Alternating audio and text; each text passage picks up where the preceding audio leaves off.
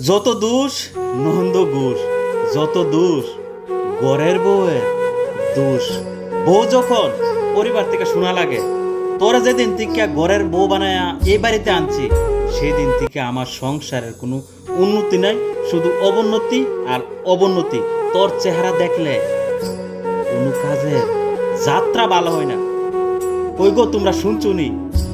এই ফুতের বউটা যেদিন থেকে আমার ঘরের ভিতরে পাও রাখছে সেই দিন থেকে আমার সংসারে কোনো উন্নতি নাই, শুধু ধ্বংসে পরিণত হইতেছে, ধ্বংসে পরিণত হইতেছে। পুত্রে তুই শুনছ? তোর এই বউর কারণে আমার সংসারটা ধ্বংস হইতেছে, পাশাপাশি তোর জীবনটারও ধ্বংস করে ফেলাইতেছে।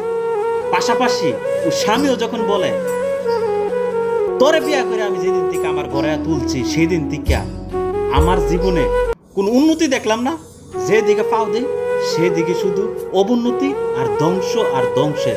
তোরে বিয়া করাটা যে আমার জীবনের সবচেয়ে বড় ভুল ছিল এটা এখন হারে হারে তিলে তিলে টের পাইতাছি। তখন ওই নারীটা তার এই কষ্টের কথাগুলা কার কাছে শেয়ার করতে পারে না, বলতে পারে না, নীরবে দু চোখের পানি ফেলায় আর দিনগুলা পার করে।